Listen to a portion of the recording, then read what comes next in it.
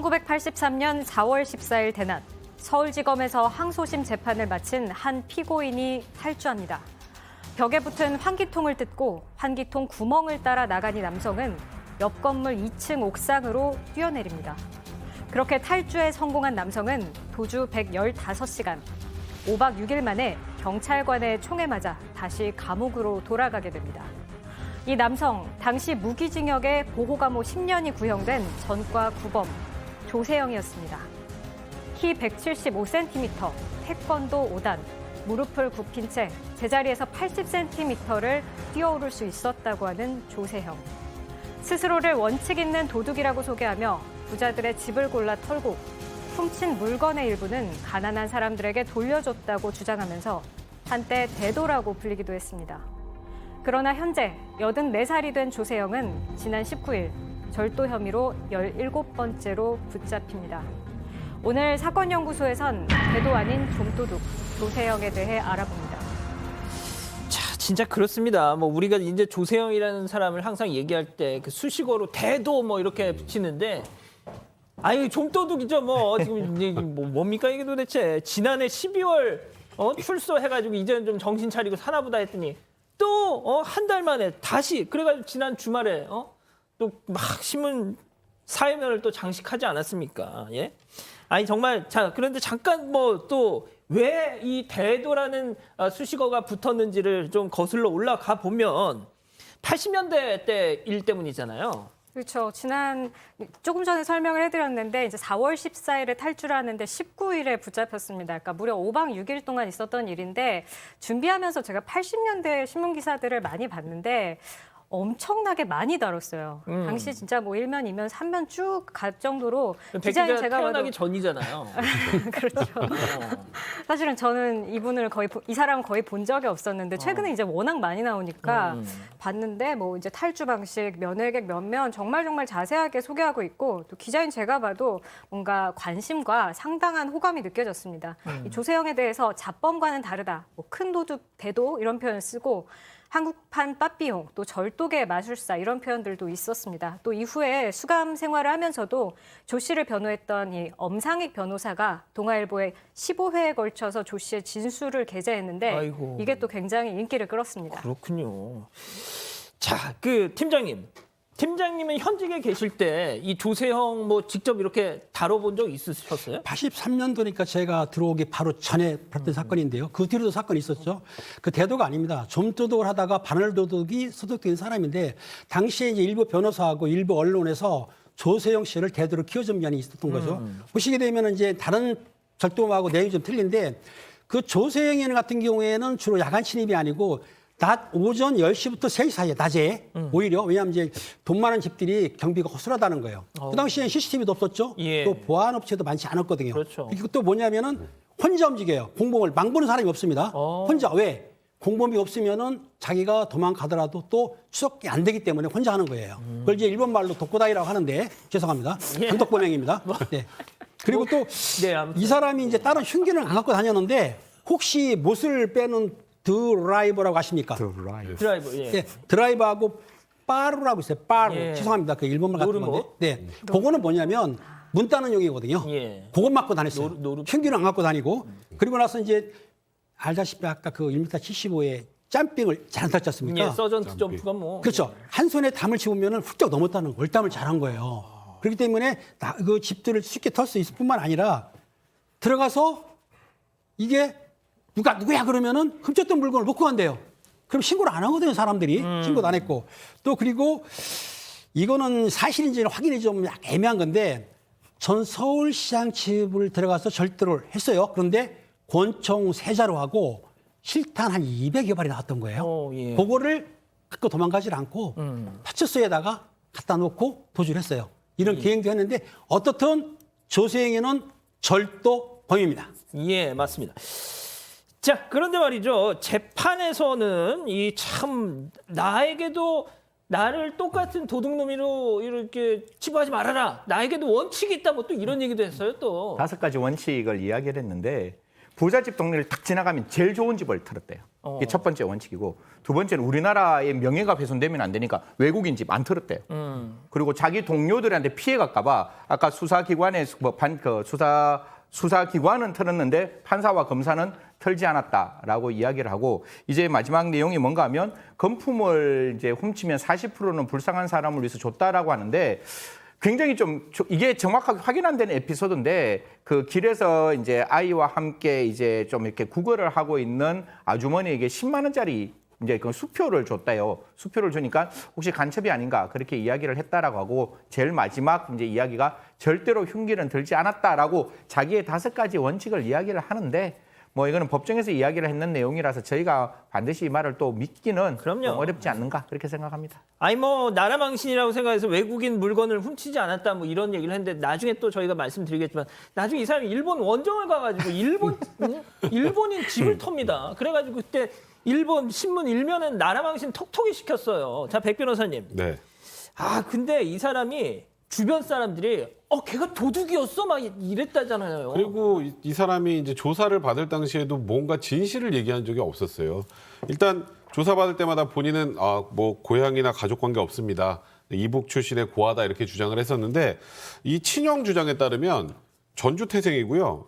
전쟁 중에 아버지를 잃고 어머니가 개가하면서 남매가 고아원에서 자랐다고 합니다. 그러니까 일단 뭐 9살 때 이미 이제 지나간 행인 호주머니 슬쩍 터는 걸로 시작을 했다가 60년대 말에 갑자기 신사복을 입고 등장을 합니다. 하지만 또 2년도 지나지 않아서 다시 이제 또 절도를 해서 교도소에 가게 되고요. 그 당시에는 월남한 피난민이라고 또 가짜 주민등록증을 내밀기도 했다고 합니다. 예. 그리고 말씀드렸던 것처럼 이제 가장 화제가 됐던 82년도 검거 당시에 주변 사람들이 조세형이 도둑인 줄 다 모르고 있었다고 합니다. 그리고 심지어 음악학원 강사 30대 이모 씨를 사귀어서 서울 반포의 아파트에서 살림을 차려서 아이고야. 살고 있었고요. 근데 당시 집에 2개의 대형 금고가 있었는데 아주 어마어마한 양의 귀금속이 들어 있었고, 또 승용차와 오토바이까지 타고 생활비로는 뭐 당시 물가로 한 1,000만 원 정도를 썼다고 하니까 어마어마하게 많이 썼던 것 같은데요. 그냥 같이 동거했던 이모 씨, 이 조세형이 부잣집 아들인 줄 알았다 이렇게 진술했습니다. 그렇군요. 자, 팀장님, 그 신창원 마냥 탈주를 했었어요 한번. 그렇습니다. 그 84년 4월 달에 법원에 보면 구치감이라고 있어요. 재판받기 전에 이렇게 방이 있는데 거기서 탈출을 했어요. 조세희가 탈출을 해가지고 5박 6일 동안에 서울을 돌아다녔는데, 당시에 마지막 그 19일 날 정말 뚫었군요. 예. 19일 날 조세희가 양복을 입고 훔친 양복을 입고 지나가는데, 지나가던 18세 먹인 이모 씨란 분이 딱 보니까 신문을 난 얼굴하고 비슷한 거예요. 자꾸 보니까 비슷해요. 그래서 신고를 했습니다. 신고하니까는 당시에 경찰관 뭐 방범대원 해가지고 동원했던 거 한 200명 동원했다고 하는데 숫자는 정확하지 않습니다. 동원하고 조세희 잡아라 하니까 조세희가 도망 다녔어요. 도망 다녔는데 이 건물을 뛰어다니다가 가정집으로 들어갔어요. 그 당시에 경찰관이 기지를 발휘해서 조세희 나타나고 소리 지르니까 사람들이 구경하러 나왔는데 어느 한 집만 창문이 닫혀 있고 나오지 않은 거예요. 아하. 이게 후일담인데 약간 이제 가미가 된 거죠. 그래서 경찰이 들어가니까 아주머니가 손가락으로 알려줬다는 거예요. 목실이. 잠깐만 우리 팀장님 좀 잡아주세요. 네, 어떻게요? 손가락. 아주머니한테 혹시 조세형이 있냐 물어봤더니 아주머니가 말을 않고 손가락으로 알겠다고요. 그렇게 해야 됩니다. 반항 안 됩니다. 그러니까 경찰관이 가서 두드리니까 반항을 한 거예요. 그래서 격투에 잡은 게 아니고 반항을 극렬하게 하니까 꼼짝 마, 총 쏜다. 3분이 총을 쏴버렸어요. 그 총 맞아가지고 검거가 된 거죠. 그렇군요. 자, 백 변호사님. 네. 그 진짜 뭐 대도다, 뭐 홍길동이다, 뭐 이러다 보니까 심지어 그때 당시에 몇몇 분들은 제발 안 잡혔으면 좋겠다 뭐 이런 분위기가 있었어요. 아니 지금 이 정도의 도둑이 심지어 항소심 중간에 도망까지 갔었는데 탈주까지 했는데, 그럼에도 불구하고 호의적으로 바라보는 분들이 꽤 많았고 심지어 언론도 좀 그랬습니다. 이 당시로 돌아가 보면 전두환 정권 이제 군부 독재 시대 아니겠습니까? 굉장히 암울했던 시대 상황에다가, 그리고 많은 부자들은 권력과 결탁해서 더러운 돈을 벌었을 거야라는 그 사람들의 약간 적대심도 좀 있었고요. 그런 과정에서 아까 그런 원칙들, 뭐 상류층 집만 털고 또 내가 훔친 거는 사람들이 신고도 하지 않는다. 그 이유는 세무조사를 더 두려워하기 때문이다. 뭔가 구린 돈만 훔친 것처럼 얘기를 해왔고, 그래서 이 조세형의 이야기를 이제 변호했던 이 변호사는 당시 조세형이 같이 있던 대학생이 총에 맞을 수 있다는 걱정에 경찰에 총 쏘지 마, 자수할게 이렇게 얘기를 했었다고 합니다. 좀 이상하죠. 아까 그 팀장님 말하고 조금 다른 것 같은데 예. 근데 실제 인질로 잡혀있던 대학생이 그때 조세형이 그런 말을 했다라고 진술하기도 했었고요.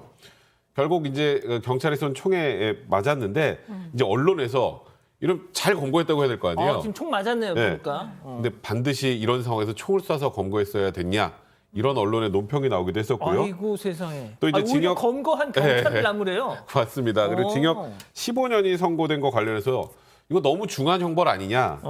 이거 조세형이 나오면은 누구 집에서 모험 쳤다고 떠벌릴까봐 입막음을 하려고 중형을 선고한 것이다. 그건 아니죠. 이런 얘기들도 돌았습니다. 자, 백 기자, 그런데 징역 15년 살았습니다. 네. 나왔어요. 네. 출소했어요.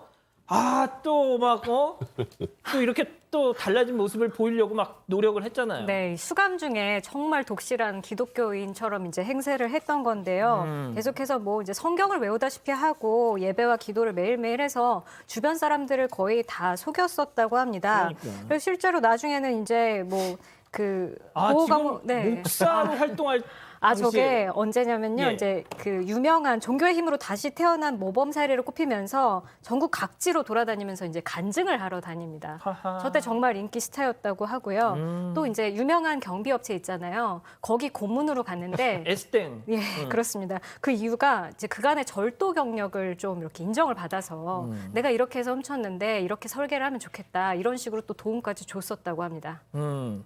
알겠습니다.